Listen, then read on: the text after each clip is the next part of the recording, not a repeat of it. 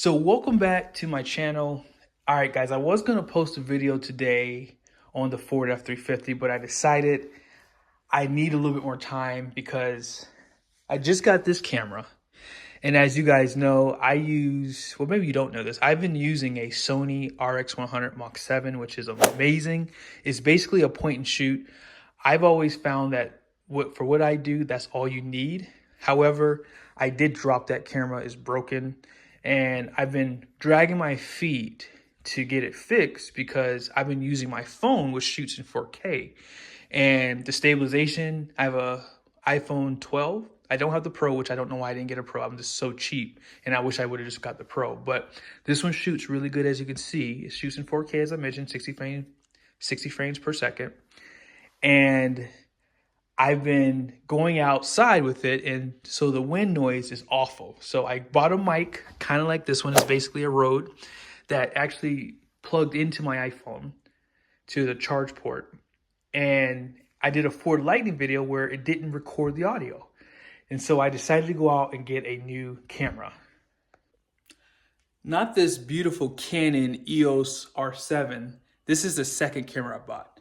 So I went to a camera store. I always tell you guys, when you go to a car dealership, do not expect your salespeople to educate you on your car, especially for towing, things like that. They have no idea typically because they probably don't tow trailers. But I bought an SL3 made by Canon. I think it was an EOS 2. And it was a recommendation at the store. I told the guy what I did. I says, I do vlogging, I do car reviews, so I do a lot of walking.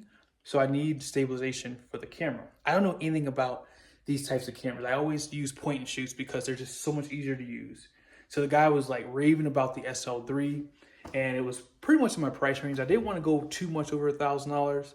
And so he's like, this is the perfect camera. It already had the lens, kind of like this R7 does. And he said, this is perfect for what you do. So I get it home, and I got so excited because I've never had a camera like this before. Start shooting in it. I got so much footage on a truck that I actually rented. It was a Ford F350, it was a white one. And I got a lot of footage, and it was so shaky. And I didn't know why, so I went in. I had the stabilization on, for the lens because it was built in on the lens. And then in the body, I learned that there is no stabilization. So even though I was holding my hand really still, in some cases, it seemed like the stabilization was just it seemed like it was broken maybe. That's what it looked like. So I took it back to the store. I told them, hey, this camera doesn't have built-in stabilization. And so they were trying to basically say, well, the camera's a great camera. I'm like, I know it's a great camera, but for what I need it for, it needs to be stable. Like, because I walk around, and a lot of people online said that the SL3 does not have built-in stabilization, which is why it's not good for walking if you're doing video. But what is the damage for buying a camera like this? So to start off, the SL3 was $804 with taxes. It was $749, I believe. This one was like $1,800 and some dollars. I think it had a $200 rebate on it. I think it was $2,000, and then it was $1,800. And then when it was all said and done, I paid like a little bit over $2,000 for this camera. And I didn't mention, this is the lens 18 to 150 mil. And if you want the best camera for stabilization for YouTube, I would tell you to start with your iPhone. If you can get like the iPhones, I don't know if they still make an iPhone with the jack port for like a mic. If you can get one that way, I would just start off shooting with the iPhone personally. Because if you have iCloud, you can store a lot of that videography that you get on your phone. And that's just starting off. And then once you start making money, if you ever make money on YouTube, I'll be honest, it's hard.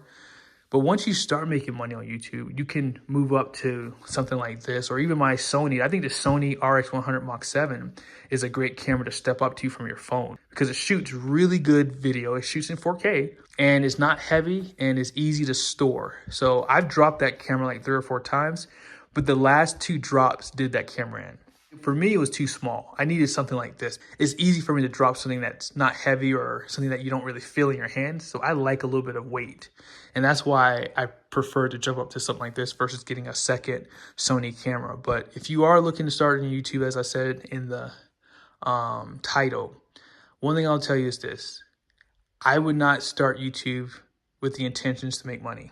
That's something that everyone always asks me these questions whenever, you know, I've been at campgrounds or whenever I've been anywhere. I always tell people, if you have the intentions just to make money, don't do it, because you're going to be highly disappointed. I never intended to do this for as long as I did, as I said in other videos. I only intended to do 20 videos and then be done. But I enjoyed doing this, and that's why I've continued to do so. And actually now is my main source of income. And that kind of leads me into my last point. And if you guys have any questions that you want to ask me in the comment section, I will answer them 100%, unless you're asking me about how much I make. I'm not going to tell you that. Maybe I'll do a video on that maybe later on, but right now I don't, and personally I don't like to talk about money. So if you do want to do this, do YouTube or start YouTube with what you love. Even if I didn't make money doing this, I probably would have continued to do it because I do love cars. I typically like, you know, sports cars, SUVs, trucks. I mean, that's something that I buy. I've had some sports cars. I've had some SUVs.